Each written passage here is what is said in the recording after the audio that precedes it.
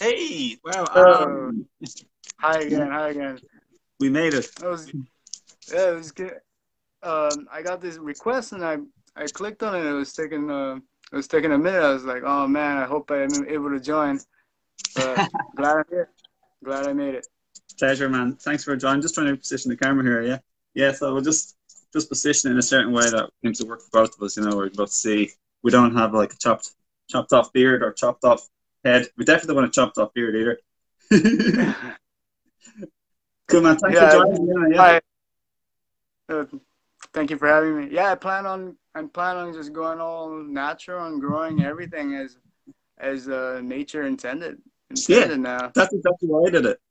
I just thought, what would happen if I just stopped like trimming and poking and interfering and let nature do let my body do what it's always been trying and wanting to do without me interfering with it all the time. Right. And yeah, I hear stories like, hey, it's like our antenna, and it connects us with our surroundings. So I was like, okay, let me test it out. And I hear stories about Native Americans who got their hair cut during the wartime during the military, and they lost a lot of their sixth sense, Yeah, like the tracking abilities. Yeah, I read that too. Yeah, I wonder how like to what extent that's true, and I'm open to it being true, fully true or whatever degree it's true. Arnold Ehret used to say it's also like part of our like sexual organ. Arnold Ehret used to say, like just Huh? because of all this like antenna and nervous system and stuff like that. Right. I, I feel like it does pick up something. Like, you ever hear a story of like something terrifying or something's about to happen and the hair behind your neck starts to stand up? It Yeah. it must it must be here for a reason. So I'm growing it out, and I kind of like it. I get to do the handlebar mustache, like a 1930s boxer. And Which boxer? I actually don't have the boxers in the 1930s, Ah, they yeah. have that handlebar mustache, and then Jake they have LaMotta, possibly. Who knows? Yeah. Was Jake LaMotta then? their Yeah. as opposed to the orthodox nowadays is like this, but now the 1930s boxers, they box like this. Apparently, because the knuckles hit easier when you throw it like this. Yeah, yeah. The funny thing is, everyone watching. Welcome everyone for like watching. Pleasure to have you here. There's just one person live at the moment, but yeah, me and Alan and myself are both have an interest in boxing. Like it's been my main and only sport of interest in the last like 15 years. But yeah, and athletics is my number two. But you do some boxing training or maybe kickboxing training as well, yeah. I have a lot of interest in martial arts, and Yeah, boxing is one of my favorite.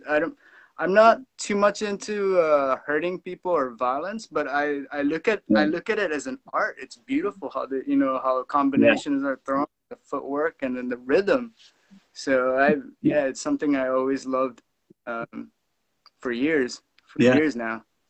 Yeah, I totally hear you. Like, I'm absolutely not into like violence or aggression or like hurting anyone or anything. Like, me and you have a lot in common. Like, or you and I have a lot in common. I'll be extra kind, put you first. But yeah, we both like we're very like non-violent beings. Like, we really care about animals. This is one of the reasons why I liked to started to want to talk to you. And like, actually, I've never done an interview on Facebook before. Like, I've never really done any interviews. Come to think about it. I've been interviewed a few times, but I just thought this is the year of collaboration. I'm going to do a few different like interviews and chats on 2021. But yeah, I'm I love honored, like honored to be the first. I'm yeah, honored pleasure, man. to be the first. You're glad to be the first. Your pleasure. Yeah, man, it's great. It's fantastic. Thanks for joining me. I know it's like late where you are in Japan, so but yeah, like I just one thing I really loved about you is like just like very peaceful. Like, and I have the same aspirations in terms of like being more and more and more and more fully fruitarian. Like, I'd like just least damage or like taking away or like hurt towards any creature or being. Like, I even love and respect the microbes. Like these days when I my children or my partner or just myself, like I appreciate like one, I don't just see a flower or a fruit, I see the plant. I love the plant. And these are like parts of the plant. They're not just like commodities or things that I can see that I can take. Like the flowers or the fruits, like they're beautiful ecosystems. There's a whole like there's a massive chain of like ecosystem, the land, like the even the garden or the little farm or whatever you want to call it, like or your it's just the plants, the animals, the microbes, the insects, the soil, the air, mother sky, all of it's together and source of the universe, like, right? So Right. Looking at it as the big picture, not just something like, hey, I'm hungry, you know, I gotta eat this, you know. And I look at the fruit as the gift from the plants, you know. And yeah, then in exchange we get the gift from the plants, and in exchange we help disperse its seeds and then help more of these grow. So we have that connection. It's like that exchange. Just like I've mentioned a lot of times before, like just like flowers giving nectars to the bees, and in exchange the bees help pollinate. Yeah, it's this whole ecosystem that I feel like a lot of us nowadays don't really see it that way anymore, and our connection with nature has been, you know, separated because of the way society is now and then technology and all that. So yeah. That's right, Alan. I love to hear you say these words. We do live in an era of so much disconnection, and for me, like another word for love is actually connection. It's like it's feeling connected as opposed to just being connected, because we are connected whether or not we know it. But when you feel right, disconnected, that's when you start thinking you own the land, and the land belongs to us, or you own Mother Earth. Imagine thinking that. But yeah, it's just part of the programming, as I know you know all about. But we belong to the land, and like we're part of the land. We're part of the ecosystem, and there's a beautiful symbiosis, or like give and take and like sharing, in terms of like fruit trees or bushes or plants and humans, and also birds or other animals who like disperse the seeds after eating. And yeah, and the bees, I love bees too. Yeah, yeah, it's great. So yeah, connection. Yeah, it's just yeah, yeah. definitely a connection that yeah, a lot of us in this generation, we underestimate this connection, you know. we Fuck yeah. we breathe the oxygen that's coming from the plants, we give it carbon dioxide, and that's another exchange. That's another exchange as well. Yeah. Yeah, we owe so much to the land, like not that we literally owe it, but like there's so much that we can be appreciative, or feel loving, like grateful feelings, warm, fuzzy feelings. Like I feel these feelings, and I know you do too, you know? Because without Mother Nature, earth, sky, air, wind, water, rain, we'd have no shelter and we'd have no food.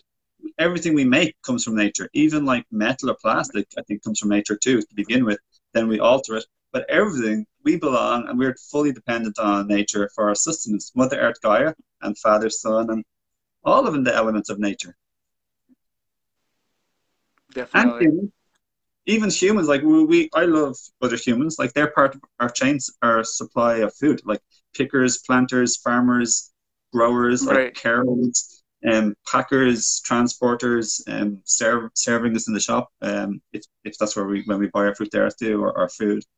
Yeah. So I just feel like so happy to be connected. Like is really the main point I'm trying to make. Like it's just such a good feeling to feel love, appreciation, and gratitude through feeling connection, or a sense of camaraderie, teamwork, or Yeah, symbiosis. definitely. That connection is beautiful. And also, technology can be really bad, but I'm glad that we have technology like this so that we can connect and share. You Yeah, know, very appreciative. I can see you're very positive. Like I don't know like you were like years ago, but I bet you anything. And I guess this will lead us on to the next topic of fruits. I think we've already chatted briefly about it, but when you do eat lighter or like cleaner or more natural, like more raw, more like more in my experience, more vegan and more raw has been such a beautiful gift, and more fruits and more simple. There's less like irritation or dehydration or congestion on the body, and yet your body's a cleaner system. And then energy can flow through all like your meridians and chakras, as well as blood and lymph, and you just there's less like things spoiling your mood, and then you just naturally your mood sort of naturally hires to a more normal or natural state. It's not a special like magic state. It's a more of a normal type of state. Whereas when you're Right. doing all these other stuff, you're just like really pulling yourself down. Would you agree? And has that been your experience since you started eating more fruits?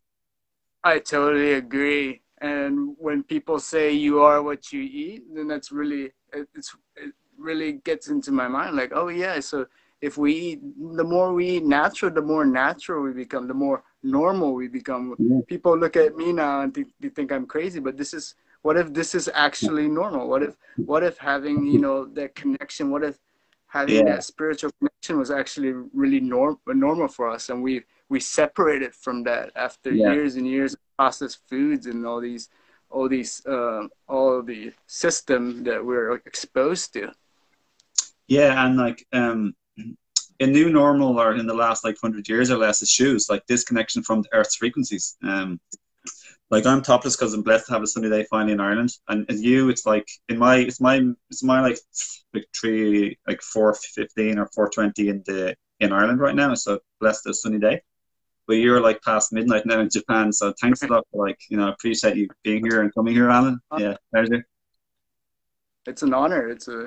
I love to share and connect with people and share my knowledge and data from the lifestyle that I've been living on for almost the almost I want to say today is 389 or 390 days on just eating raw fruits. 389 and a half. Check it out. So yeah, check this out, and then I have some lovely dates. These are my favorite dates. Sukriti, the Indians say Sukriti or Sukari in different type of pronunciation, but Sukriti dates. These are so moist and sweet and delicious. And then I have amazing jackfruit here. It smells so good. So yeah, let me introduce you properly, like so. Yeah. So this is I guess you can, Alan, basically we became friends like not too long ago. I just saw one of his pictures in a group, and he talked how he'd just done a year, 365 days of just eating fruits only. Maybe like it's 0.5% of something, other things like, or percent, just basically nearly all fruits. A huge transformation from the standard, like typical diet you're on, to my knowledge. And I love our things we have in common. And then I wanted to bring Alan on so I can ask him a few questions and just like connect, chit chat, and be of service and share the good news and celebrate the prosperity and the positive feedback and goodness we've got from being more connected to the land and to the fruits. So yeah, I've been eating more fruits this year. I've been eating more raw this year. I did 2 months of all raw, this 99% raw. Then I did it in 7 days just fruits only. In January, I did 7 days in December, and I've done a few days this month. And yeah, I just love simplifying, getting rid of the more complicated stuff, getting rid of too many seasonings, getting rid of too many like fats and oils or like nut milks and stuff like that. So then here I am here with you now, so. Awesome. So yeah, I know. Yeah, take it away. I know I mentioned earlier saying that, yeah, I've been on all fruits for 390 days, but yeah, I have experimented with some raw veggies, raw mushrooms, raw nuts, and raw seaweed. But now I no longer, now I just avoid them and just focus on raw fruits. So. Yeah, I know. It's amazing when you go like lighter or cleaner, and then you go back to something, and then your body's like really like reacting to it or like responding to it, and you can tell, oh, this isn't exactly what I'm used to now, or what I really want optimally. Right, and that's kind of how I felt when I started eating raw vegetables. I started feeling a little bit more lazier.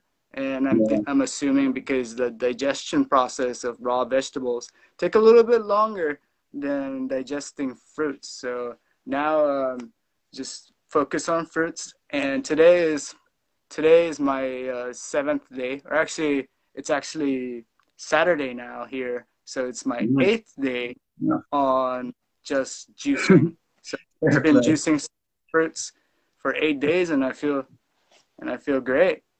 Fair play to you, man. It's a sign of a good vitality, good health, and a clean enough body. Like other people have done similar. Like I know, like Eli Martyr. Eli Martyr and the Free Melon Society. Yes, yeah, I do. He's very impressive. I see him doing his, I don't want to say acrobatics, but he's a great gymnast, and he looks super strong. Like I would not want to run into him in the alleyway and try to rob him. He will whoop me and like 4 other dudes' ass at one time, Yeah, no, man, it is acrobatics. He's actually was working as a stuntman in films, like in this and the other. He knows proper, pretty good stuff.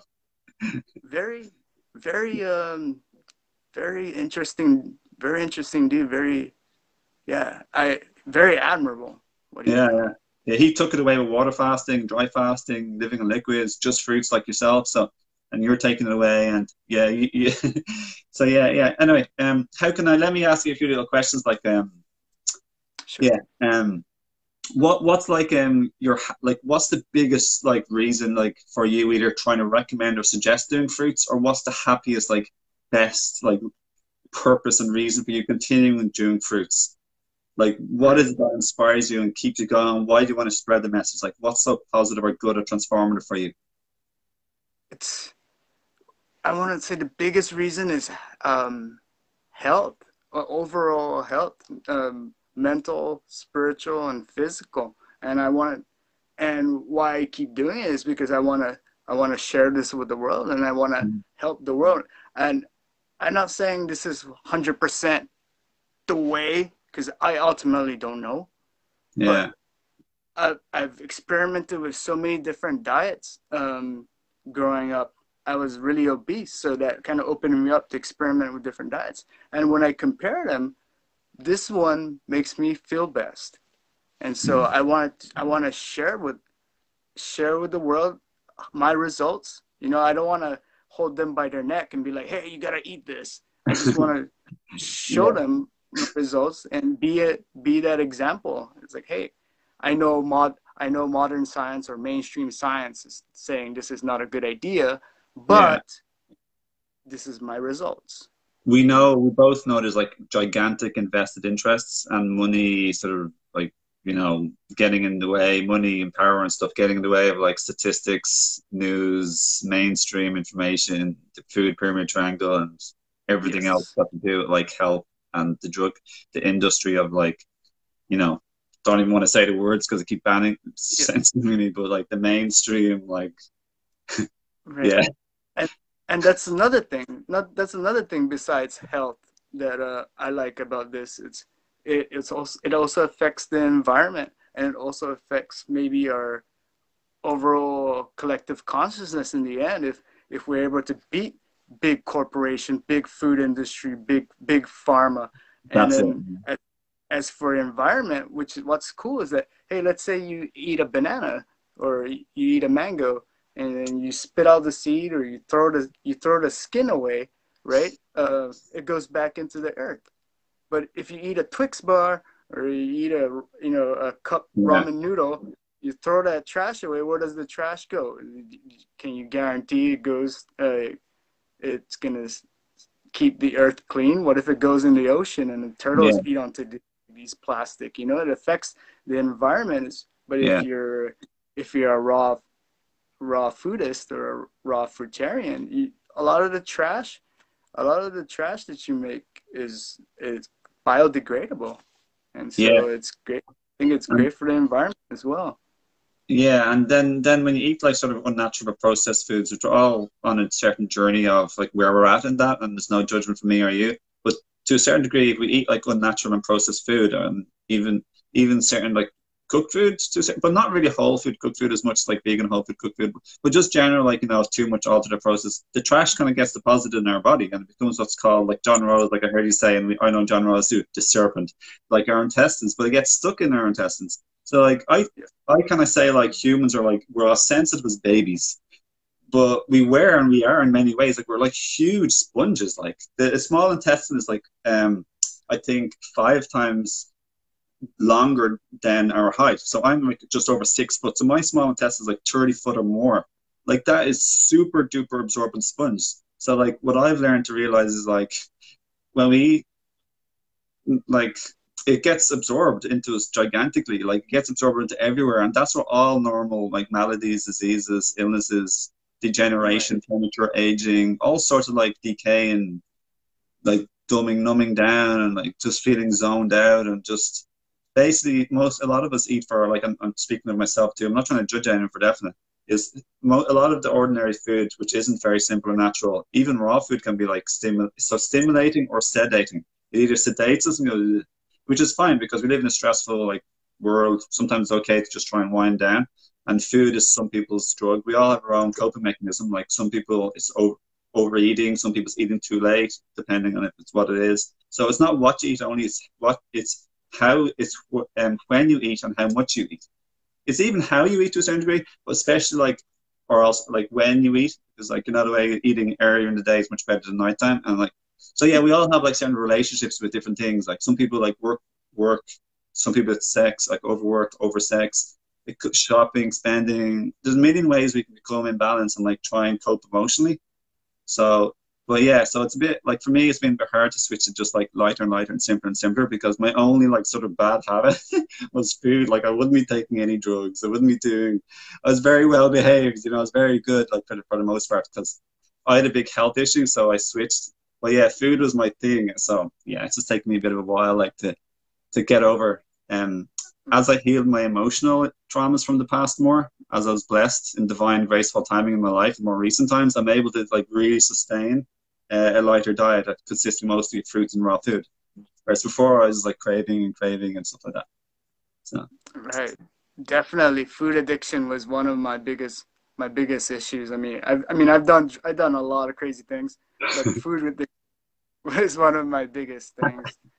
And and I'm and just detoxing from this raw fruits I was able to beat food addiction and experience a lot more freedom. And that's another thing for people that for that's another thing that I want to share with people is that freedom. Now you don't have to stop at a McDonald's and wait in line, or you just or cook, you spend like hours cooking or prepping meals. No, you don't need to do that anymore.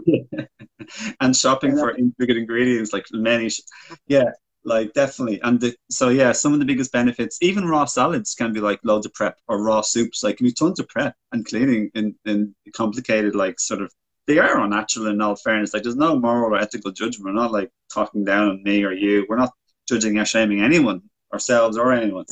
But like when you just eat fruits, there's a lovely joy. There's a special, like when you get to this place, I found it very rewarding and satisfying to just appreciate and see and recognize and be glad and happy with just an avocado, or as many avocados you want to eat, but just one ingredient is my point. Like, when you start needing a whole lot of other stuff, then you're kind of attached, right? And so you mentioned non-attachment, and I love freedom like you, and anything we're attached to in life, it could be anything. It could be a relationship, it could be a job, it could be a place. It could, we all sometimes we get attached to a timing. I want this now. I want it my way, but I also want it now, or like at this specific time. And if then that doesn't work out, we become super upset. But yeah, there's lovely freedom in simplicity, for sure. A lovely recognition of where, like an avocado is sophisticated, or a banana, or a papaya. Like I know it wasn't cooked, but it's been sun warmed for weeks, if not months or years, by the sun and the ecosystem, and it's been warmed every day. It's not exactly cooked, but it's a certain fire energy and beautiful warmth it's gone into the tree and the plant, the fruits, And like you don't have, like, let's say meat. You gotta, when you prep meat. I don't. Maybe some people can eat raw meat without any condiments, but you don't. Fruits, you don't really need condiments. It tastes great the way it is. If it, usually when it's ripe. I don't suggest too much unripe fruits because then the seeds don't germinate, and now you just killed these potential life. Right. So I like to give them a chance to get ripe first before. I think the fruit, plant, or bush or tree symbiotically wanted its fruit to be eaten when the seeds inside are ripe, so you can eat it, poop it out, and then it's a viable seed ready for maturation and sprouting. And I think like Anne Osborne, I read her lovely book, like I think it's called The Path to Paradise. It's her fruitarian book after 19 years approximately being just fruits only, or 17 years or something. She's now 29 years just fruits. But I love her book. It's such a, have you seen that or read it? No, I have not. Just message her, and she'll just send you on the little like thing in your email, like anyone. She's giving it free at the moment. Since it's not in paper book, we'll give you a free ebook. It's such a nice book. So yeah, the plant will naturally, like most fruits ripen after being picked. You know, not all of them, but most of them do.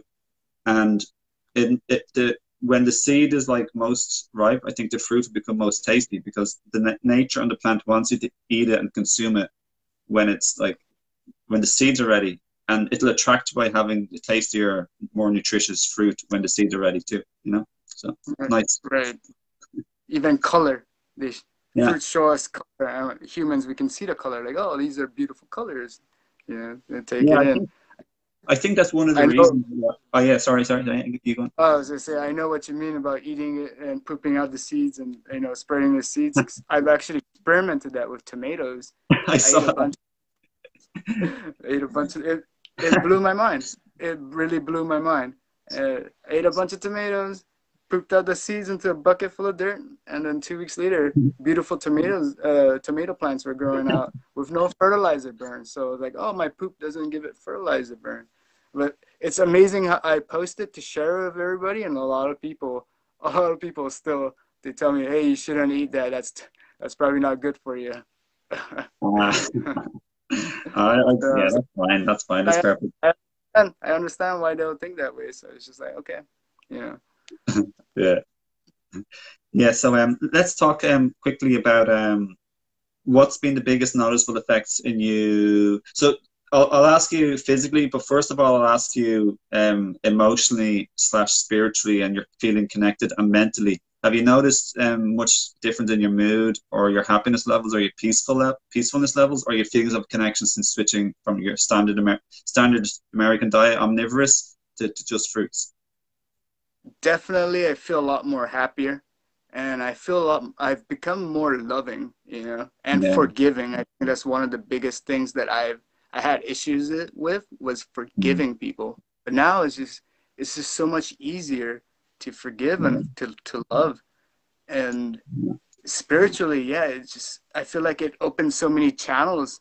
The detox opens so many channels for me to be more connected, to feel more connected with nature and everything around me. And then the more I look into fruitarianism and the connection we have with plants, yeah, that just made me want to, go that path to spirituality more and more. And that's the craving I get now, is to level up spiritually. Emotionally, yeah, more loving. I had a lot of emotional times, especially in the beginning when I realized, hey, maybe this raw diet is the way to go. And because I had a big food addiction, it got me really emotional, because I'm thinking now, hey, I might not be able, just imagining not eating my favorite cooked foods. I used to be so addicted to cheese, like no more pizzas, no more cheeseburgers, no more mother's home cooking, Yeah. and that just really, really emotional.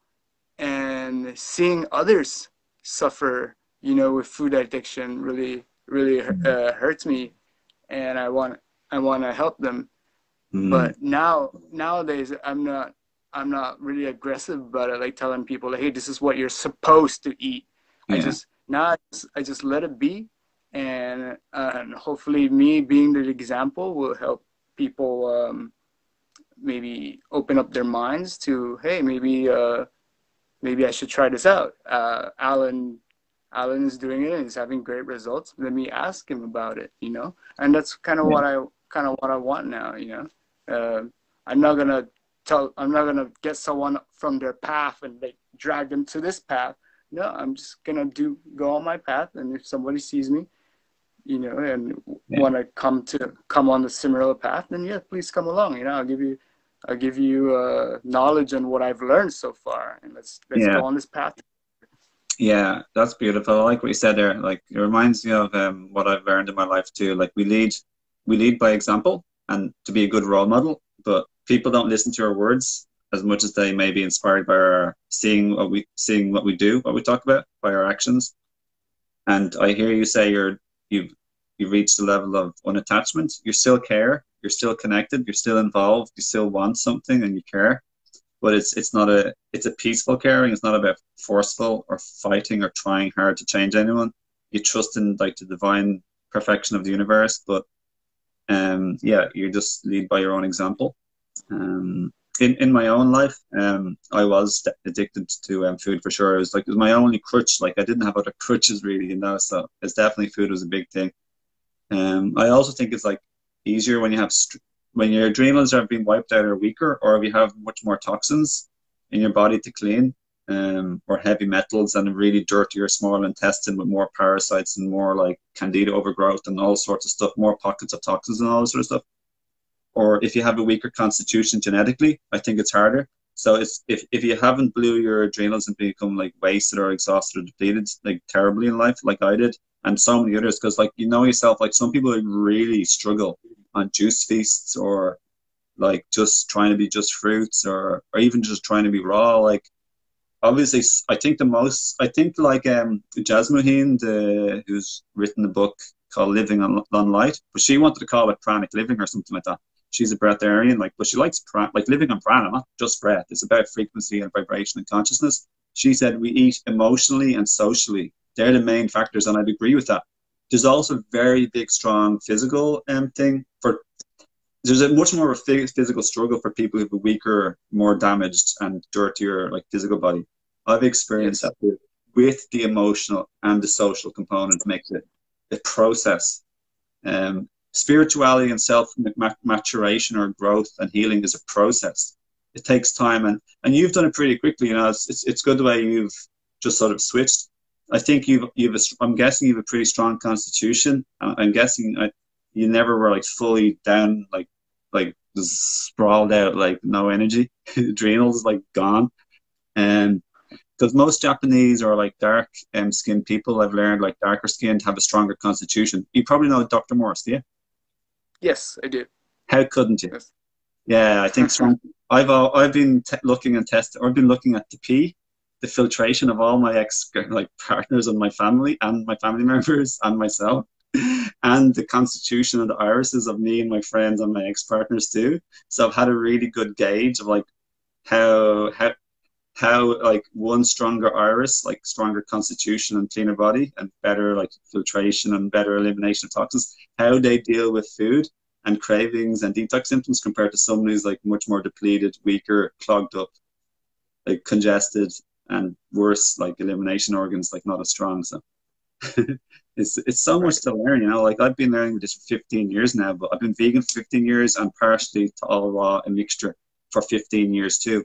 And it's only in recent times, especially with emotional healing, where I've found it much more easier to not be emotionally eating. But I used to really be emotionally eating and sad or stressed or bored or angry or anything like that, you know. Very understandable. I've lost I've lost my dog that I had for 8 years last August, and I got so Mm. emotional. Uh, my boss at work bought me a huge watermelon and like 20 kiwis. And I'm so emotional. It's like 2 or 4 o'clock a.m. in the morning, and I'm just eating it, just crying. And then Uh, after, oh, it's just like, what else do I eat? I But know. yeah, I totally understand. And then you're talking about urine. I just completed this 7-day water fast not too long ago, from March 19th of this year to March 26th. And then I usually pee in a glass jar to water my plants with. And I Yeah. noticed there were some sediments in that, and I was like, oh, maybe this is part of the detox that I wasn't able to detox with just solid fruits. And I was having a lot of avocados too, so maybe the avocados, from what I hear from other fruitarians, slows down your detox. So Big I time, think yeah. that Big really. time. And what's even more mind blowing was, after the 7-day water fast, 2 days into my juice fast, I no longer crave cannabis. And cannabis Mm. was one of the biggest addictions besides food addiction that I've had since I was a teenager. And Mm. that really blew my mind. And I Mm. want to go back to how you're talking about, yeah, some people who not really uh, detox at a certain level have harder time switching straight to fruits, or trying doing the solid food vacation, as Yeah. John Rose would. Yeah. I think I was fortunate that when I was practicing or experimenting with different types of diets, I also started experimenting with different methods of fasting, and I've been fasting quite a lot since 2018, and I think that helped me lose the fear of transitioning to fruits a lot easier. And I'm very, very fortunate for that, because by the time I went to a fruit diet, it was just like I wasn't too afraid of lack of calories or lack of nutrition, or is this enough? Although the number one thing that I was kind of concerned about was B12, but now no longer. I put the trust in the higher being, Yeah. and the gift that he gives us, and now I don't even worry about vitamin B12 Yeah, great, or great. protein or. Yeah, I think what I heard from some people is like B12 is produced by bacteria in your gut. So if you have a really super dirty and overloaded bad bacteria and heavy metals, like heavy metals wreak havoc in our body. And environmental pollutants, drug residue, chemicals like smoke, pesticide, all the chemicals and things that are sprayed and get into us from the air, the water. If we don't have filtered water, even from being in bath water, like that's not filtered, or shower water that's not filtered, and it's everywhere. It's in our food, it's in our containers, our drinks, anything. So all of this stuff wreaks havoc. And then there's antibiotics and other pharmaceutical drugs. They wreak havoc, like. And then then we have the serpent or the mucoid plaque, and that's like, I imagine, like leaves fall in the forest and bark and twigs fall. Over time, it becomes like it seeps in. So that's when we eat food. It's super spongy in our intestines. Our whole body's super sponge. Everything we put on our skin is absorbed to a certain degree too. So it becomes compacted and absorbed and compacted. And this dehydrated, compacted matter of a mixture of acids, toxins, chemicals, poisons, drugs, all sorts of crazy stuff, and old putrefying, decaying food stuff, like especially cooked omnivorous food, like typical pasteurized milk and factory farmed meat and factory farmed fish. Even if it's not factory farmed, if it's being cooked as well, but factory farmed and cooked is a double no-no. We're eating all this stuff and all the powders, like the flours, the grains being sprayed with glyphosate, and just tons of stuff. There's loads of spray. Agriculture is it becomes so sort of like chemicalized. Permaculture is much nicer if possible, and organic is nicer too. But it creates this thing called the serpent or the mucoid plaque. And I've worked extensively with doing herbal protocols and enemas, and solid food vacations, using stuff like lemon juice or apple cider vinegar, pulling things like clay, activated charcoal, and psyllium, and plantain, various herbs, And what you can get out is insane. I'd inspect my poop, I'd inspect my pee. I'm a real inspector, I love to see the progress I'm making. It inspires me. And then I'm just wow, what's going on here? And but all that stuff gets in the way of the B12 production. That should be the happy bacteria living in your happy, clean environment in your intestine. I hear the appendix, or maybe other parts of the colon, maybe not the appendix, but the appendix is from what I hear from some people, it's a lymphatic, it's a big lymphatic factory. It's a lymph node, a big lymph node. Same with your tonsils. You never want to get anything removed from your body, generally, unless it's do or die, life or death. Definitely you don't want to get anything removed, or general surgeries. You want to do natural healing remedies. Use herbs or fasting, or at least a fruit diet and lots of rest and early nights. So, so for me, it's not just fruits, but it's about everything and anything natural. I've become grounded lately using grounding sheets, and they've been a game changer. And getting the sun is a game changer on your skin.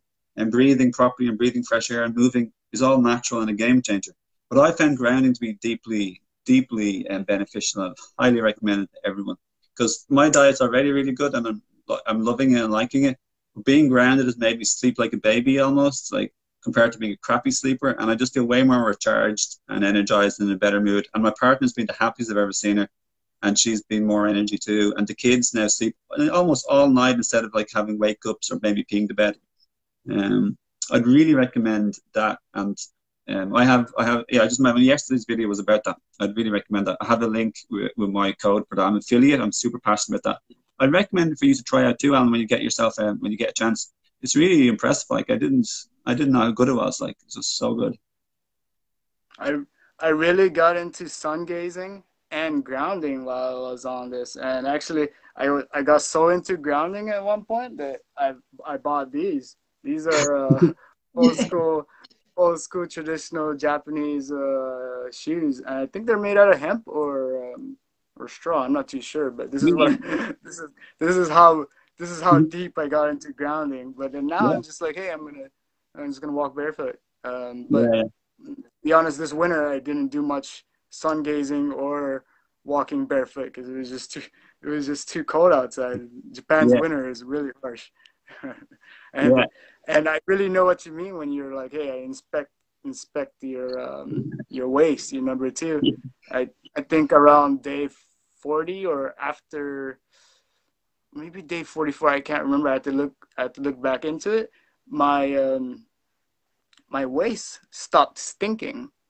So I was like, hey, what? Oh, this is my body's getting cleaner and cleaner, and that's where I tested out the tomatoes, right, to see if it would grow out of my poop. Yeah. And then around day 90, I just I heard of John Rose at that time already talking about the 90-day solid food vacation, but I Yeah, wasn't expecting my mucoid plaque to come out at day 90 because I wasn't fully on a solid food vacation. yeah, But I was fasting and I was doing a lot of monofruiting. And then that day, I remember that day too. I remember that specific dump, because I felt so relief and I felt so light. But yeah. I took a dump in a bucket full of dirt because I was gonna use my poop as fertilizer for my cannabis plants. Cool. So Yeah, I left it out in the sun, and for like maybe like 10 days to 2 weeks, I come back and I look at it, and a lot of my the poop, my normal poop, turned into like dirt, but then the mucoid plaque stayed rock hard and solid, and it reminded me of tar, and it was really yeah, hard, and that's where it just hit me like, hey, this is the mucoid plaque that the other fruitarians are talking about. And then from there, yeah, my life pretty much changed. That's where I pretty much kind of got consent with the idea that this is what I could just eat fruits for the rest of my life and yeah. probably not even give in to temptation anymore, right? But I say that, but I got really addicted to avocado at one point. I think around month 6, was Yeah. like down to 119 pounds, and I started eating lots and lots of avocados, and then my weight gained back up to like 152, 150, 152ish. It was kind of fluctuating. And then after the 7-day water fast, and as I'm doing this juice fast, my weight went back down to I think 138. It's 60 kilograms, so I'm thinking that's like 138, 137.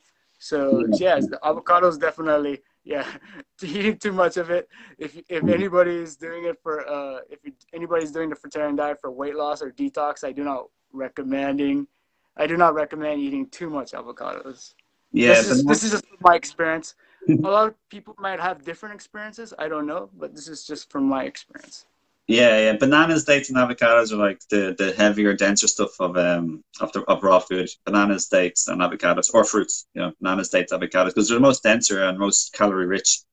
Um, and yeah, like I was saying earlier, avocados do slow down detox significantly compared to, like, let's say papaya and juicier fruits. So at the top, there's like the juicy fruits like apples. Or I think the top is biggest fruit detoxifier is like the citrus and the grapes. Like anything like oranges, I really notice difference in my smell and what comes out when I have oranges. So oranges and citrus and grapes, you know, citrus and grapes, and like lemons are yeah, there's like super detox. Then there's stuff like the overall juicier type of fruits, like the sub acid, probably the most detoxing after that, because there's some acid but not fully acid like the citrus. So apples, mangoes, there's various sub acids, and underneath that there might be I don't know, like sweet fruits that don't have any like sort of acidy type of sensation to them, like stuff like papaya, various things. Like I don't know where stone fruits come in, like plums, nectarines. But basically, the Right. more juicier, the more detoxifying and hydrating and cleansing. It helps your body to cleanse because it rehydrates and the acids help stir up stuff. But at the bottom of it is like the dates and the bananas, and then beneath that would be, I think, the avocados for slowing down detox.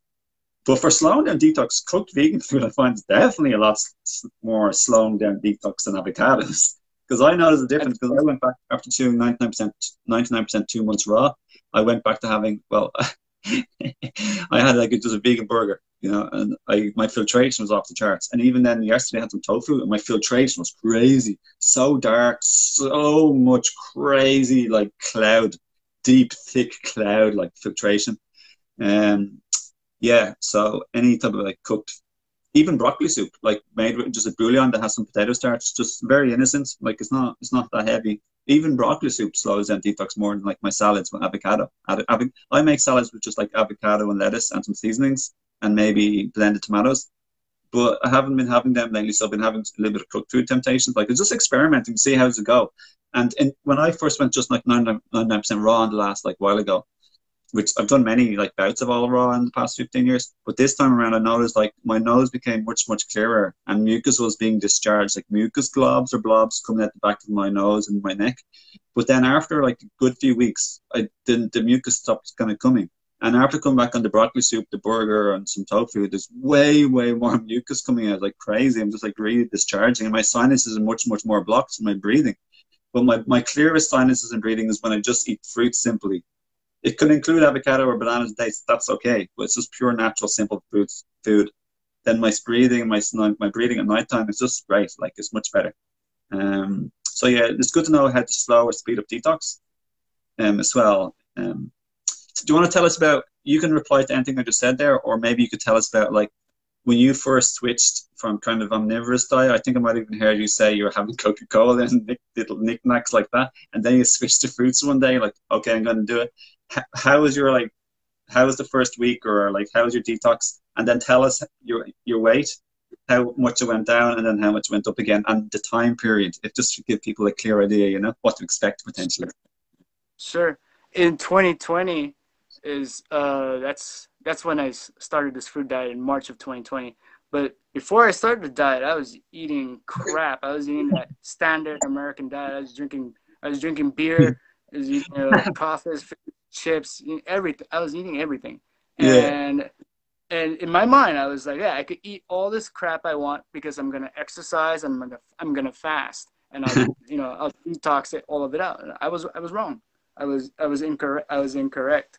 And then March one morning, March 9th, I woke up and I opened a coconut and gave some to my dog, and I ate some, and then that's when it's just like, hey, starting today, I'm gonna go on this fruit diet, and then I've been on it since. But yeah, the detox symptoms, I'm pretty sure a lot of people who try the fruitarian diet, they get turned off by the detox symptoms, and a lot of them give up. But the first week was the most difficult for me. Third day, day 3 was probably the most difficult. I felt so weak. It was hard for me to get out of bed. But I look in the mirror and I could see, my results.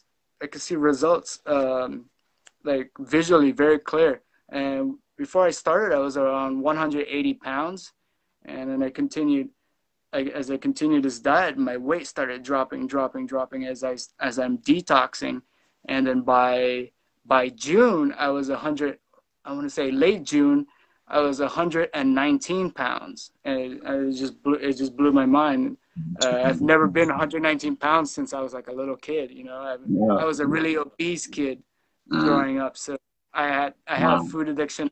I may have been pre-diabetic, and that's kind of what I tell people who are afraid of sugar. Like, I used to suffer from low blood sugar. I used to suffer from hypoglycemia.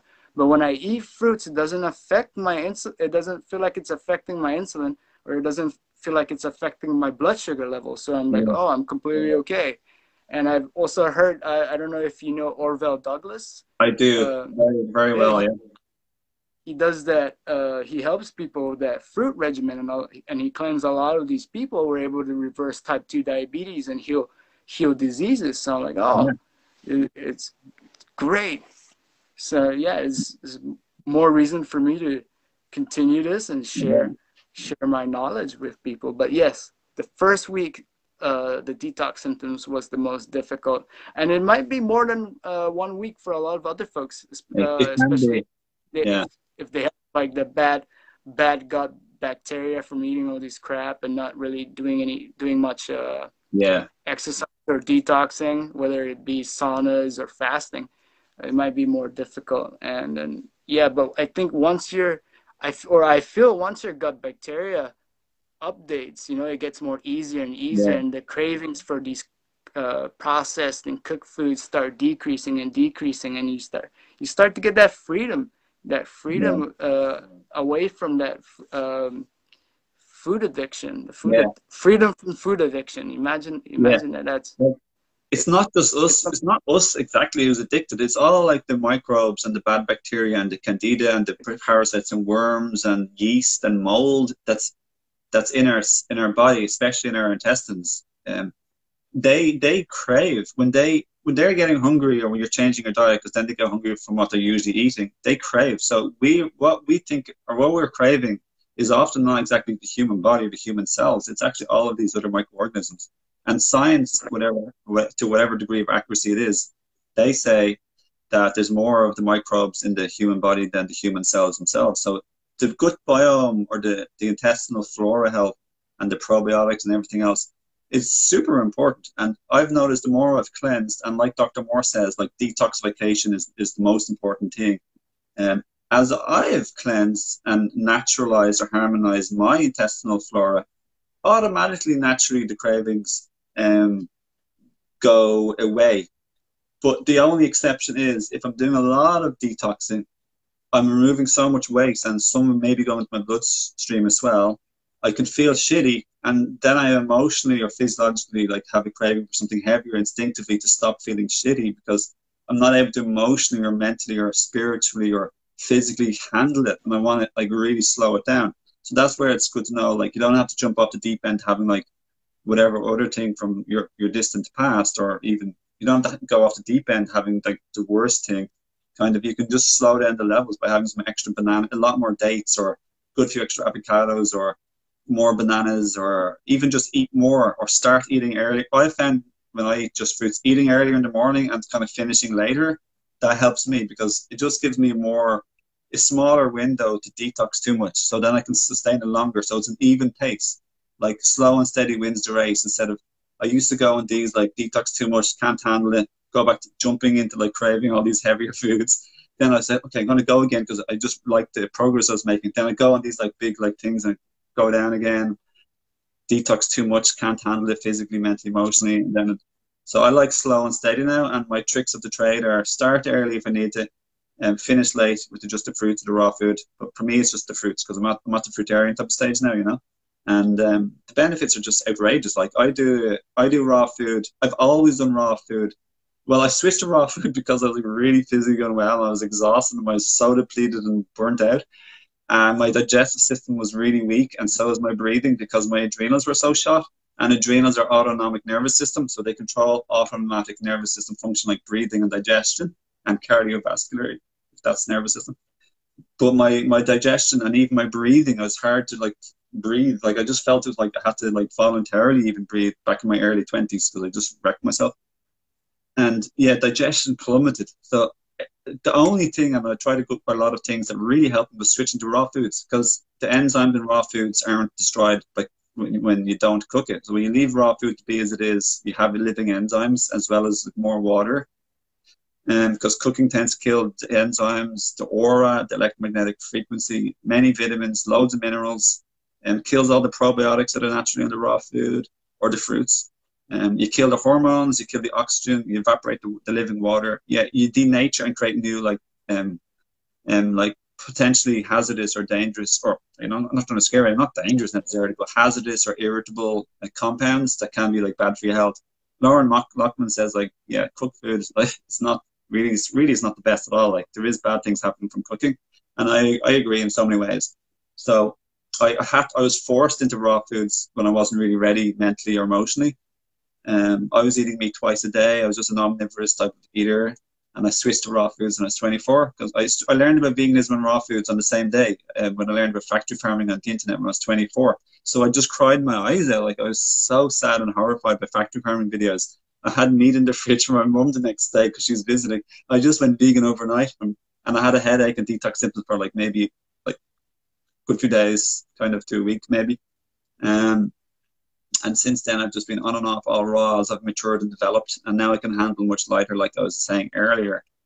So yeah, cleaning is really important, and managing detox levels can be really important for some people. Some people can handle it way better. Some people like really, really, really struggle. Like I know a lot of people in these detox raw food groups or solid food vacations. They remind me of me. We just finding such a hard time physically to like cope with detox symptoms. We're burnt out, tired, low adrenals. So, yeah, it's good to know tricks of the trade. Do you want to reply to anything there? Well, I'm really curious after you reply, like how you eat avocados. Yeah, you reply there. Oh, yeah, I was gonna say that, yeah, definitely. People who struggle with detox symptoms, yeah, I tell people, hey, you know, you can go your pace, you know, Yeah, transition at your own pace. And I used to tell people, yeah, if you're eating, you know, omnivore diet, yeah, maybe you know, transition to vegetarian first, and then from vegetarian to vegan, then whole food vegan, raw vegan, and yeah, then a fruitarian. Because like I understand the detox symptoms can be really, really hard, but I also want people to understand that, hey, like, let's say you're a heroin addict for 30 years. I'm a food addict for 30 years. And all of a sudden you stop heroin. And maybe that first 2 weeks, you know, is really rough. But once you get yeah, over that, it's like a new life. It's like you're reborn again. And, yeah. and I want to help, motivate people and help people go through that road, go through that hump, you know, and be reborn again and find their health again, you know, and have, you know, like heal healthy self, heal thyself, you know. With the diet, the clean, natural diet you're eating, you could heal yourself instead of depending on the doctors and taking these prescription medication that you don't really know what it's really made out of, but you trust the doctor, right? Because they went to a university and or a college, right? Yeah. That information, it could easily be corrupted or controlled by big corporation and big industry. With So, many interests. Yeah. but yeah, you were talking about avocados. Um, Yeah, I got really addicted to avocados. One day, I borrowed the food processor from work, and for some reason I got the idea of making guacamole, and then from there it just changed. yeah. It changed a lot of things in my mind. Yeah. Oh man, it got so addicting that at one point, like I will skip work for like 30 minutes just to run home and make guacamole and eat that Yeah. and run back to And what would you work. add to your guacamole? Like, would you add salt and other seasonings or any like garlic or chives? Um, I've experimented with a lot. I've tried garlic. But Yeah. recently, as I was doing it, I replaced garlic with chives, and Yeah. I used to put onions, and I replaced onions with green onions, which I don't know if it's any better, but I've It put should be better arugula, a little bit. tomatoes, hot pepper, a lot of other fruits like tomatoes, hot pepper. So you're still getting stimulation. You're Yeah, still getting, and it, when you're adding salt. and I was adding Yeah. salt.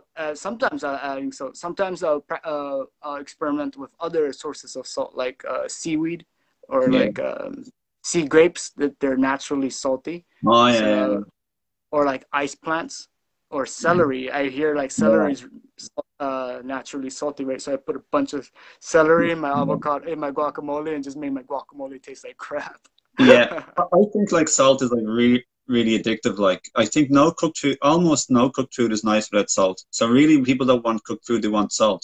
So like Yes. animals sometimes just lick salt. So like, otherwise you like have a salt at least on what I was doing is my little trick. Have it on a salad. Like have one or two avocados.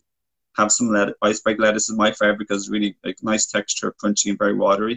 And I'd either eat it without tomatoes or I'd have like blended tomatoes, like a little more sauce type of, like more moisture kind of.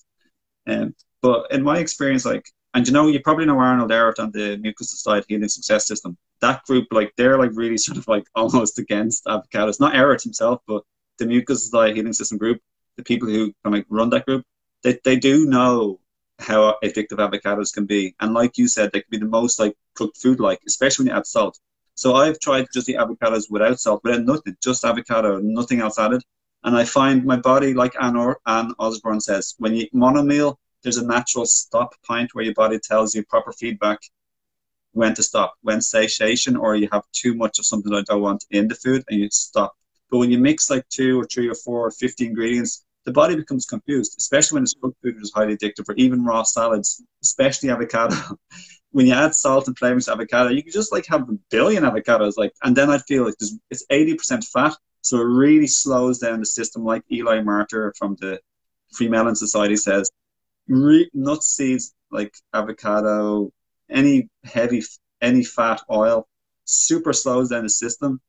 Not as much as cooked food, but very, very slow and somewhat sedating, which can be good occasionally, or it's no judgment, but once you add salt or make a mixture like a recipe, like guacamole, it becomes unnatural, and it becomes anything unnatural. The more natural it is and the more refined it is, the more addictive it becomes. So then you don't have to stop point. Like you can eat cocoa leaves, but once you start like making like white cocaine powder out of it, it's no longer natural and is very refined and very addictive. So yeah, I do suggest eating avocados and experimenting if you want, but just to be aware that salt is one addictive, cooked food is addictive, and the combination of salt with cooked food or avocados can be very addictive.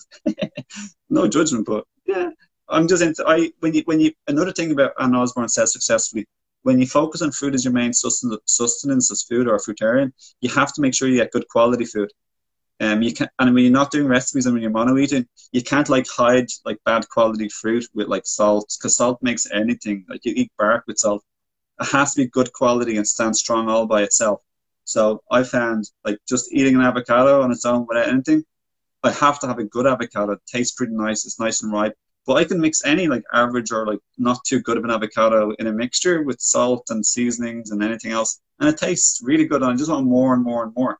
So it's interesting with the feeling of I'm never really satisfied when you cook food. I always want more, like just give me more. But at least these days I know how to stop. But even salty avocado is so hard. I could have like 2, 3, 4 avocados with salt. But when I eat it just pure avocado on its own, I only want like half to maybe one, just personally.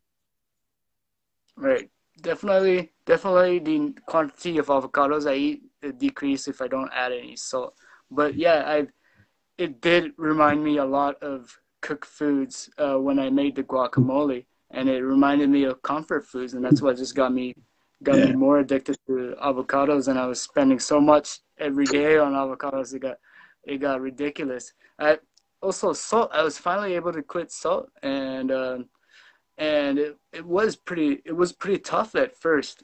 I work out a lot, and when I used to water fast, when I first started, I drink a lot of water, and I feel like crap the other day because of over drinking water. And apparently, you lose electrolytes, you deplete your electrolytes, right, from drinking water. And I'll get these cramps on my legs in the morning. You know, you wake up in the morning, you stretch your legs, and you get a cramp. Quitting salt got me those cramps, and that's where it got me like, oh, maybe I do need salt. And so I was fine with adding salts to my fruits at one point. But recently, I quit salt. I did this 7-day water fast. When I do a water fast, I don't drink too much water anymore. I just do sips, and when I really, really feel thirsty. Yeah. And I did get those cramps again, but I fought through them. And then maybe after the second day, or I think at day 3, I no longer got these cramps anymore from the lack of salt. And now my body don't even crave salt anymore, which is like, oh yes, oh my goodness. And then no more cravings for cannabis. And I was like, well, what do I do now? What do I do? That's what happens. Now I got more. Now there's more freedom. You open up more levels of freedom, and it's such a mind-blowing, wonderful thing. Yeah. I feel you, man. I feel you, and I'm happy for you. Getting past that, trying to get past that, though, it can be difficult. But maybe you have to go through some difficulties to reach that level of freedom. I agree, man. I'm all with you. Like I hear you. You know, I like my favorite teachings, the Arcturians say, like they want our spiritual and raising of our consciousness, or our frequency, or vibration, or energy. All these beautiful things are raising of our consciousness and frequency.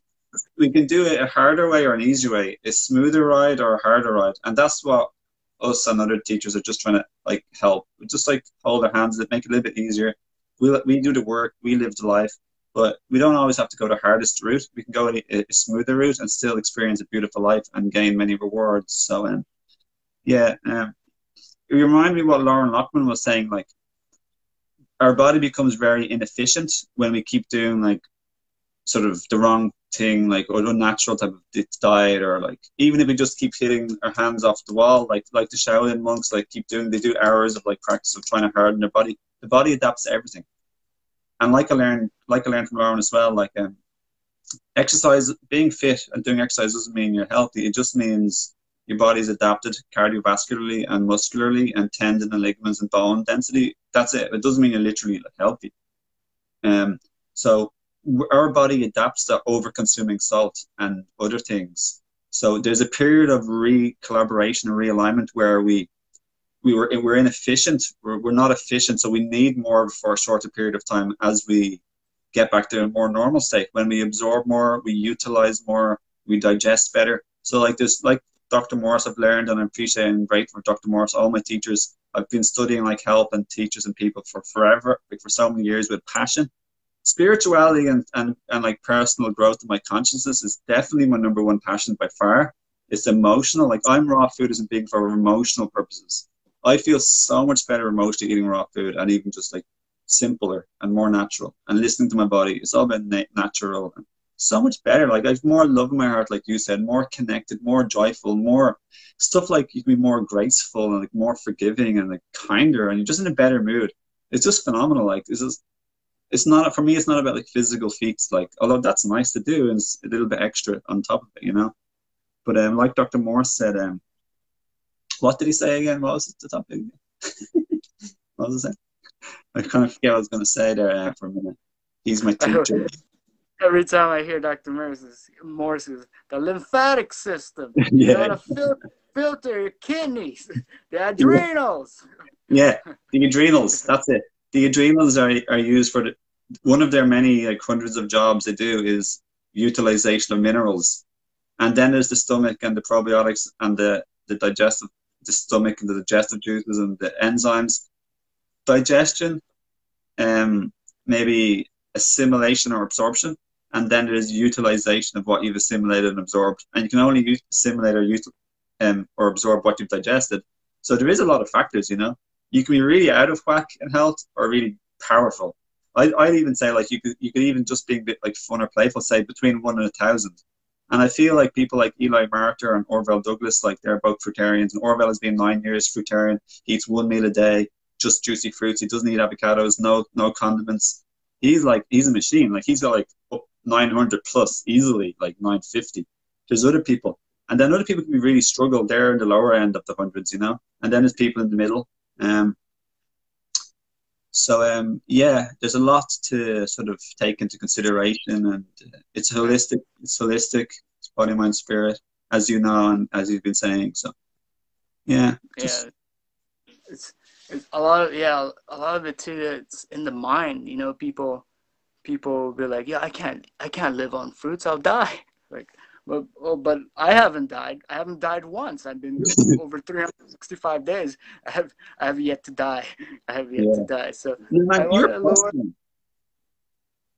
Thank you. You're great. I want to help lower the fear. And then Orville Douglas is another example I show people. Hey, look at how old is he? Like 50 some? And 55 or something, 56, 57, yeah. He's super jacked, and there's like goals for me too, you know. Yeah. And Eli Martyr, I don't know if you're familiar with Michael Arnstein. I believe he's a fruitarian ultra marathon runner. I do, yeah. You know, like a lot of the things that people don't think is possible, these fruitarians are doing it. These fruitarians either they're defying science or debunking science, and I'm thinking they're debunking the science. Definitely. Michael Arnstein, he was the fruitarian on YouTube, the fruitarian YouTube channel. But yeah, he said he became invincible when he switched to a raw vegan, fruit-based diet from cooked vegan. He said he never got injured anymore. He had endless energy, and he switched from just simply doing a marathon to 100-mile races. And he'd still never get injured and go running up mountains the next day after a 100-mile race. Yeah, I know, yeah. Yeah. Definitely, yeah, my joints don't hurt as much when I exercise, and then my recovery rate after exercise is a lot faster. in 2016, I got ran over by a truck. My foot got run over by a truck by a friend of Oh, mine, and and I thought it healed. I thought it healed, right? And then I think it was winter of 2018. I got my right foot run over, and during the winter time, for some reason, my right foot was hurting, and I was wondering what the hell, you know, I'm doing my usual jogs, but my right foot was hurting. I was wondering how come just my right foot? Why not my left foot? But then I realized, oh yeah, I got run over by a truck that probably good still have a reason. lot of damage. But now I no longer feel that. And Yeah, another great thing, I know we were talking about this earlier, the hydration. I was able to go over two wow. months without drinking any water, you know, and that just blew my mind too. It's like, hey, we could just get structured water from fruits and Yeah, eating as much juicy fruits like on top of the pyramid that you're talking about, yeah. grapes and then citrus. And we forgot about melons. Melons are Peaches. another good one. Melons are another good one. Very juicy. I just had a And delicious one today. It was out of this world. Where is it? I saw a picture of you.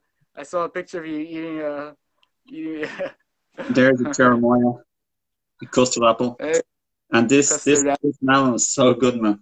Oh my goodness, I swear, this is so tasty. I love, yeah, melons are is up there on my favorite. I don't know what to be honest, I can't, it's hard for me to figure out which is my favorite fruit, Yeah. right? Yeah. But melons are up there. Yeah, me And too, me too. before my mucoid plaque came out of my body, I was doing a lot of, I was monofruiting a lot of melons. I was monofruiting a lot of grapefruits. Yeah, Grapefruits are is citrus, definitely up big time. there. Yeah, oh, blend And us all. papaya. I Papaya. used to live on an island where papayas were growing wild everywhere. So I don't really have to pay for papayas, and I was just, Cool. you know, picking and eating papayas. And I had a nice little. I converted my yard into a nice little fruit garden. Every fruit I ate, I throw the seeds into the garden. It was looking great. And then the Awesome. fruit you grew, the melon I grew, just tastes so much better and hits so much more different than the melons I bought at the store. And that's where another thing about the connection. I give it love. I take care of these plants, and then it gives me love back. And it was just so beautiful, man. It's just like when I was eating it, it almost brought tears to my eyes, you know. But the first melon I harvested, I gave it to my mother, and then the second fruit I ate, Uh, and it was, oh my god, oh uh, my god, uh, yeah. So, that's beautiful. I love that you're close to your mom, and I saw the picture of you. And then, did you oh, ever? you see, it wasn't like that until, you know, I started going on this journey and I started forgiving. You know, it was very hard for me to forgive a lot of the traumas that parents uh, No, give yeah. on their kids. And I think a lot of parents of this generation, they underestimate how much trauma that they actually can give their kids by even the words they say. Words are like spells, you know. Yeah. You ever see the testing of these scientists where he says a lot of bad things to this water and says a lot of Yeah. good things to this water, and then there's so much changes. And Yeah. imagine according to science, right? 70% of our body is made out of water. So even negative words can affect the water in our body and ultimately affect us. So, you know, Yeah. when that old saying that sticks and stones may break my bones, and but words won't hurt us. That's probably not true. That's No. probably not true. No. It can't. Is we are all Yeah. energy, and then even words can be energy and affect our energy. You know, so but Exactly. it took me a while to finally, you know, like forgive. And this is the only mother I have. So, you know, I want to spend as much time and, you know, try to give as much love back. But mothers are usually Maybe over in the my kitchen. mother. My mother is difficult for me to let be because I want her to live a long, good life. That I'm always pushing Yeah. fruits and fruits. But now she's finally eating lots of fruits, and I'm happy. And she eats other foods too, like milk and meat. But nowadays, no, it's like I don't. I know. It's, you know, it's her choice. And I Yeah. remember one of the questions you sent me was what is the biggest obstacles Yeah. while on this fruit diet or on this journey. One of the biggest obstacles was getting over the idea that, or getting past the idea that I can't change everybody. I can't help everybody. Maybe in this lifetime they're not meant to be helped in this lifetime. Maybe the Yeah. next life. I don't I don't know how afterlife works. I don't have no memory of that right now Yeah. They say we in this forget, right? physical vessel. They say we But deliberately choose to forget when we come here, so we can like receive it as if it's new and we've just learned about it. Like it makes life beautifully interesting and explorative and exciting and fun and rewarding when we don't know everything that's coming. Because that'll be just a pre-written almost script that's like not creative and not fun, not challenging, nothing. You know, it's we deliberately it's do that. like redoing a video game when you already beat it like 3 4 times with the same knowledge, Yeah, right? It's not the same yeah, anymore. It's not the same challenging experience. So yeah. yeah, I'm kind of yeah, in a way, yeah, I'm kind of glad that you forget, and then as you're going through the journey, you remember. Yeah. I'm hoping, and I still have lots to learn. That's another beautiful thing. There's so much to learn, and I just want to. Now I have more freedom to learn more, learn more, learn more. Yeah. They say we will be learning and healing till the day we die. You know, I heard that from the Arcturians, like my favorite teachers of the last 2 years, my only main biggest teacher, apart from life, because life is like where all my challenges and my growth kind of happen. But the biggest people sort of like telling me wisdoms and like really cool, amazing, like really like opening, powerful information is Daniel Scranton and the 9D. He channels like 9D Arcturian Council, the Arcturian 9D. So we're physical bodies with 3D is kind of like the ego. 4D, 5D is more like a higher, like closer to a higher self for sure. And 4D is like Right. in between. It's like the healing stage, like of owning your triggers, learning about your trauma, taking responsibility, taking accountability, developing virtues like forgiveness, compassion, kindness, patience, like just love, connection, all this sort of stuff. So they're like 9D non-physical beings. If you want to believe that, I'm happy to believe that. Um, but I don't care like if I'm right or wrong. I mean, it doesn't make any difference to me. But Yeah.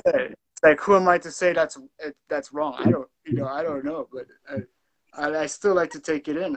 Even mainstream science, I don't necessarily ignore all of it. I read up and listen to what they have to say, and then I read other things that non-mainstream science articles have to say. Like, yeah, mainstream science is saying the fruitarian diet is not recommended, but then I read the like, I want to say, ancient scripts, like Hindu script, like the Bhagavad Gita, and yeah, they're talking about the fruitarian diet in chapter 17. And then you read the Bible, the first book when you open the Bible is Genesis, and then chapter 1 verse 29 in Genesis talks about the fruit diet too. yeah, It's like, why are these ancient teachings talking about the fruit diet, yet the mainstream science is yeah, saying otherwise? And then you go deep into these rabbit holes, and it's like, oh yeah, these corporations yeah. and these big industries, and then we're being controlled and limited, and we're not able to go back to our normal natural state, and keep us limited so easily. We're easily controlled and fooled, and we're wearing 5 masks and taking 17 vaccines, and now it's going to be now it's going to be the new normal. But We'll I see. hope, We'll see. I'm open to positive timelines, like the Arcturians yeah, say. Like, there's infinite possibilities and potentials in timelines. Timeline is a potential or a possibility. They're the same word, cinnamon, but not cinnamon like the spice, but synonym. I'm only joking. But yeah, just we can choose to attune to and stay positive and hopeful and like just raise our frequency, and we can end up having like a positive result from all of this. Like my belief system, which is really off topic kind of, but I'm okay. I'm a very off topic. I'm a very sort of go with the flow type of person anyway. Very right brained with a good decent enough balance of left brain for sure. But yeah, I think I think the world is awakening, like, and it's unstoppable. It's a mixture of like galactic energies and the cosmos and the sun and everything, but it's also like other beings helping us with huge like energy, like high energy. There's more and more people awakening spiritually to who they truly are as a divine being of like love and light and all the virtues that love are. Um, and just simply learning information that's true and connecting with nature more. So I'm very happy in a way, in so many ways, about what's going on. Like I said before, it's like giving birth. It's a process and it can be uncomfortable, but it's a beautiful thing. The earth is giving giving birth to higher frequencies and like more 4 and 5D. And yeah, it's great. Like I'm okay with that, you know. So I've made peace, and I know it can be weird and scary and crazy, and we can be desperate that our loved ones or other people like see what we know. But really, we just lead by love, we lead by example. We be softer instead of hard. We don't have to fight. It's okay. I know it's tempting and it's sometimes triggering and challenging when we hear someone like saying they're going to do this or they're going to do that, and we're like, really? But really, it's all about love. Like, what's the word? It's more important to be kind than it is to be right. It's so much more powerful and who we truly are to lead from our heart instead of our head. And kindness is the language of angels, and kindness is spirituality in action. And the longest journey is from the head to our heart. So there's a lovely bit of meditations going on there, you know.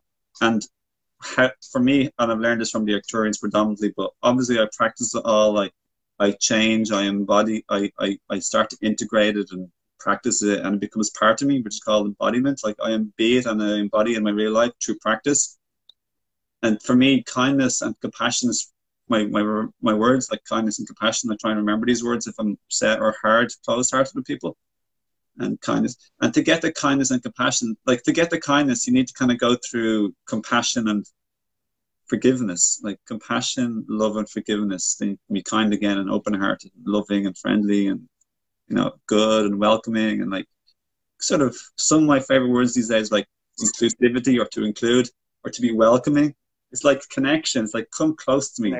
Don't try and like get away. Like come, I love you, I care for you.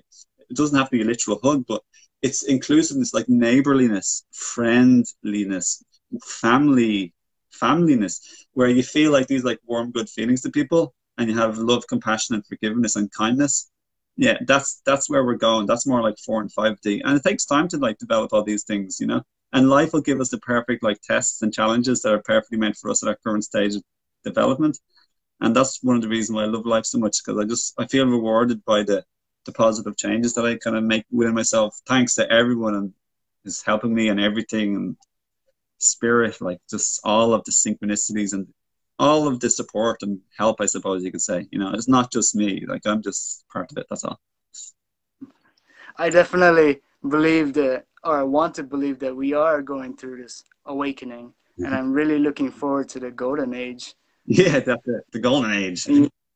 You're talking about the connection, and I have a friend of mine that we did this YouTube video with, and he was talking about, yeah, if you're trying to convince other people that about your diet, right? If you're convincing people, then now you look at it as we're separate, and Yeah. I don't want to look at it as separate. We just maybe right now it's not their time to go on this path. We're all going towards this path, but we are just taking different roads. And if they're not, they're not going onto the path now, maybe later on. Just don't look at it as separate. Don't try to convince people, and just be that example, like I talked about, that we talked about earlier. That's right. Yeah. So yeah, I'll probably wrap this up in a minute now. I'm just trying to think, can I ask you a little question, have a little curiosity? What would you typically eat in a day? From what I heard, it's like 3 meals. But do you do much snacking? And and what else is I want to ask you is, do you like how many avocados a day would you eat these days, or how many times per week? And when you're not having it with salt, I'm just avocado curiosity. Lately, no, I don't. Lately, I don't want to eat any more avocados. I'm gonna avoid avocados from now on. But I'll let you know how I was eating them when I was on an average avocado eating days. Thank you. I would wake up in the morning. I will work out I would do workouts, and then I'll break my fast with avocados or whatever fruits that I was able to acquire, right? And then I'll eat. Yeah, I'll snack. I'll eat many meals sometimes. Sometimes I'll eat one meal, but I'll eat many meals within this 8-hour window. Yeah. And after that 8-hour window, I try to rest my gut. I fast for at least 16 hours. Sometimes I go more than 16. Sometimes I go less than 16. But I always usually try to aim for 16 every day. every day. And now what I eat currently now in a day, I will wake up. Uh, if I don't work out, I don't work out, but I'll squeeze a bunch of citruses and I'll drink that. And then now, because it's I'm on this juice fast, I don't really have a window. I just drink when I Yeah. feel like I want when I feel like I want to drink. And how many? I don't really count anymore, nor do I count calories or look Me for neither. my Yeah. nutrition anymore. But the other day I had like 11 lemons and 9 oranges, all squeezed, and I was fine for the rest of the day. And then today I think I had like um, maybe 5 grapefruits and 4 oranges squeezed, and I'm good. It's just Yeah. through just juice. I'm very satisfied with it. And I've done this juice fast before, maybe within my first month to my second month when I started the fruitarian diet. And I would drink a liter of juice, and I was fine the whole day. And sometimes Yeah. I'll be able to fast more than 24 hours. So Yeah. yeah, it's really, when people ask me how my meals look every throughout the day, it's really hard for me to explain, because like It's changed. Yeah. whatever the universe gives me that day, I usually eat that too, and I don't really count Yeah. anymore. And But yeah, at one point I was eating like I could eat from like 5 avocados to 20 avocados with or without salt.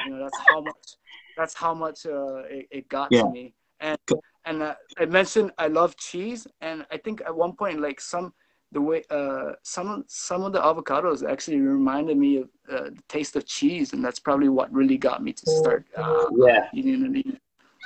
Yeah, see, like you were really like strict on the idea, like the frame or the limitation of just fruits only. So, you decided to eat the heaviest you could for a while because that's sort of what you needed to do to slow down detox, or just this like to maintain a sort of reasonable sense of harmony and balance in your small intestine and your large intestine, which was related to detox and all the flora, and just related to like detoxification, elimination of all like the chemicals, drugs, pollutants, and like acids and waste.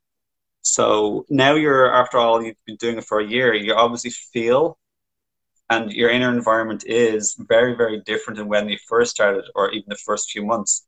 And your body, from cleansing so much, will be much, much more absorbent and efficient, and you'll need less quantities of nutrients, like less quantity of nutrients, because you absorb, digest, and utilize to a far greater extent. It's like a really, really, really big deal, That's why Orville can just like have like 600 calories a day, and he has like tons of energy, needs 4 to 6 hours sleep, and he exercises a lot. He does high intensity sprints or weights every day. He's very muscular and lean.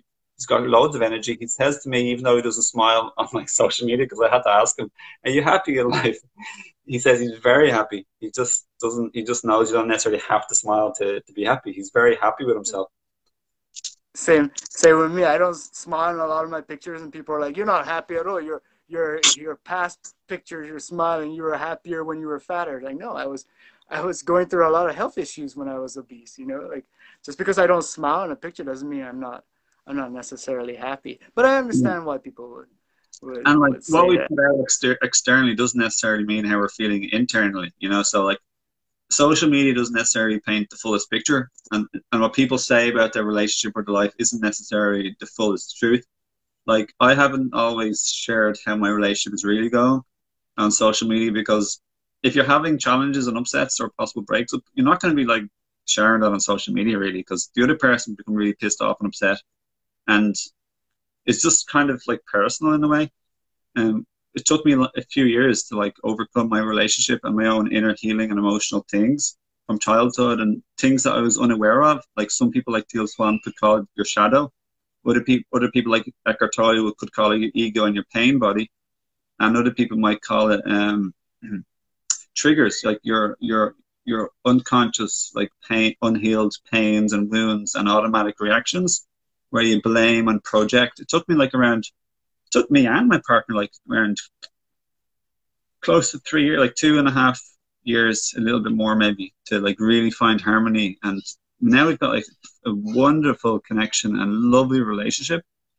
But it was really a deep dive into ourselves and each other, you know, a deep dive into a monogamous like relationship, like deep dive. And the reward was like worth it. And as we made gradual incremental improvements, but it was extremely difficult. So like my biggest passion these days, what I share and describe myself as is to be a self, a personal and relationship coach, or personal healing, relationship healing coach, and resulting in and including family healing, you know, your children, because like how we are as individuals or a couple or parents really totally 100% trickles down into how the children feel and how you get on with the children every day.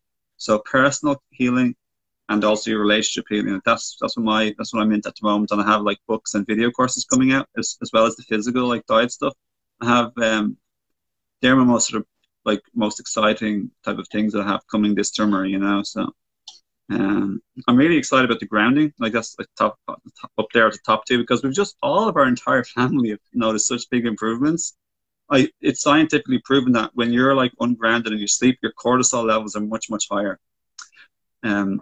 So you sleep deeper when you have lower cortisol levels, and when you wake up with a bit higher cortisol levels, I think that's what it is. I even screenshotted the graph, and there's a video and everything, lots of videos on this.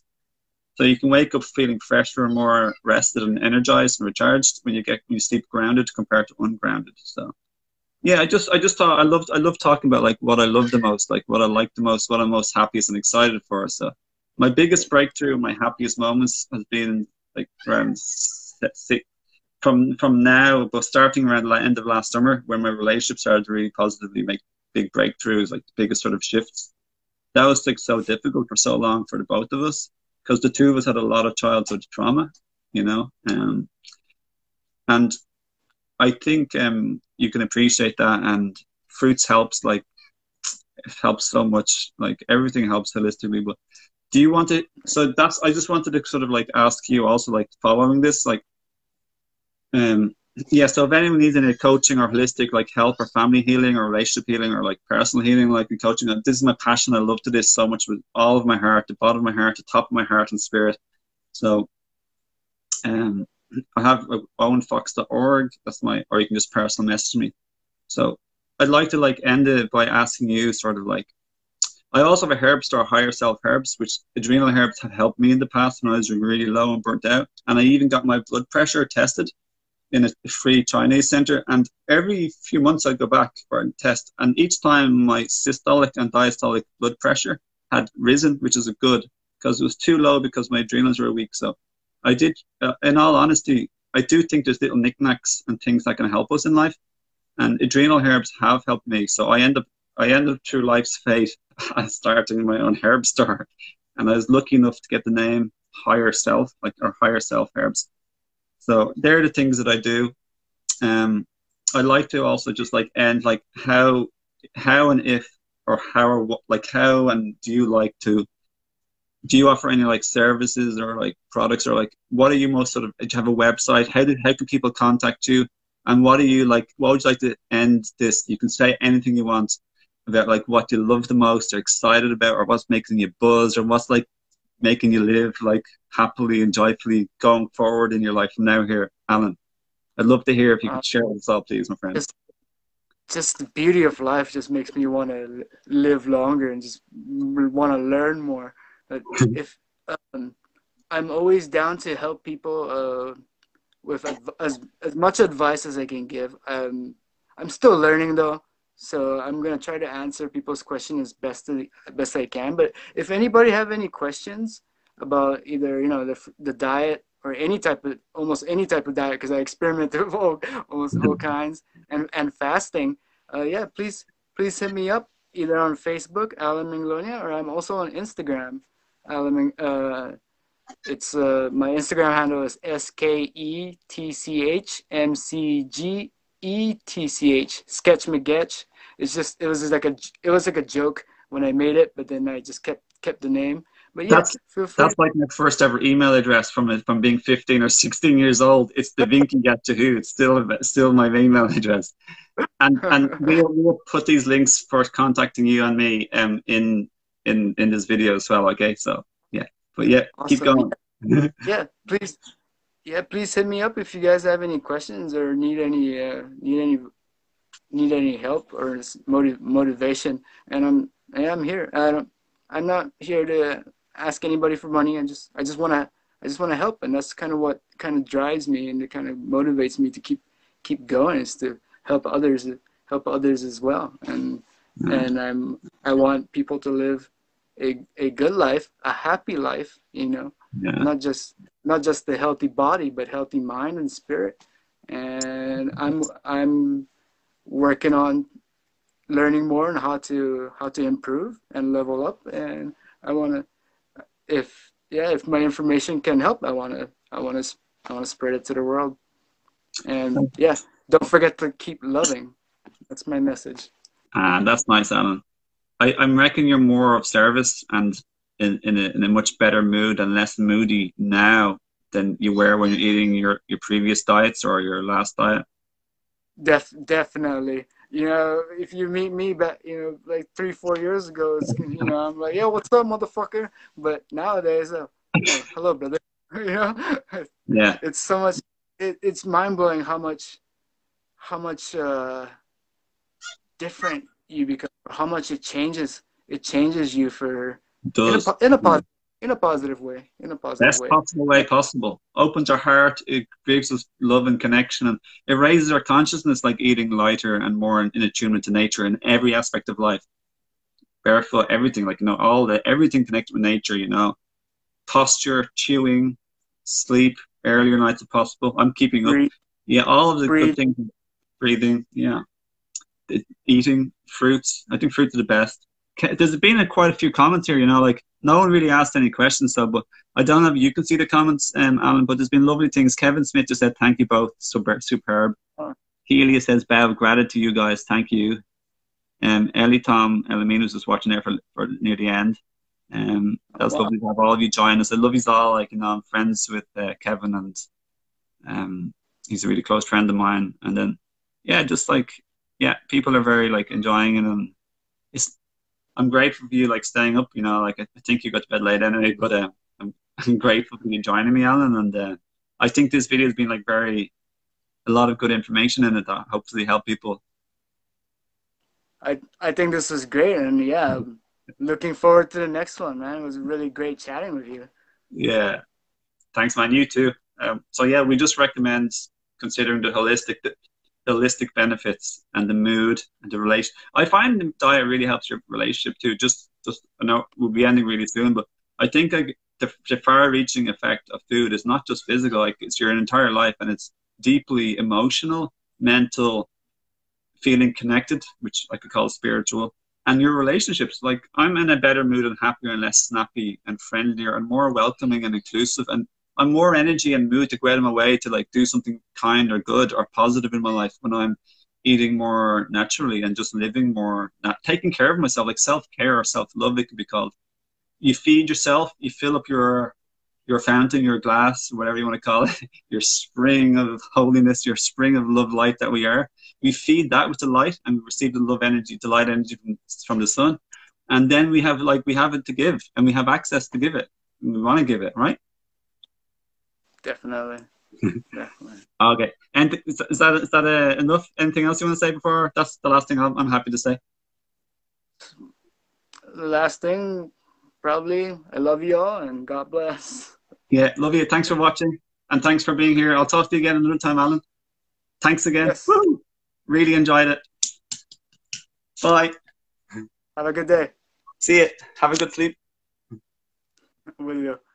I am beautiful.